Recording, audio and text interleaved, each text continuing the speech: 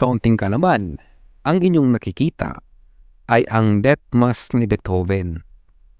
Ito isang mahalagang artifact na nauugnay sa kompositor na si Ludwig van Beethoven.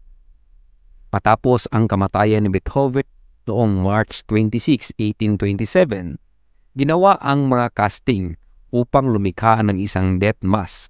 Ang pintor na si Joseph Dannhauser ang gumawa ng Death Mass ilang oras lamang matapos mamatay si Beethoven.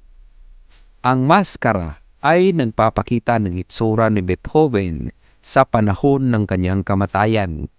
Bukod dito, mayroon din isang bronze life mask ni Beethoven sa Theodore Thomas Collections sa Rosendahl Archives ng Chicago Symphony Orchestra Association.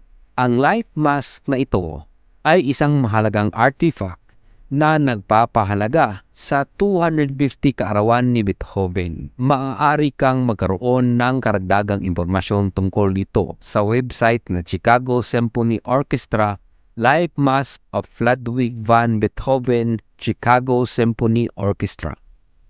Kung nagustuhan mo ang video na ito, ay huwag sanang kalimutang mag-like at share. Hanggang sa muli!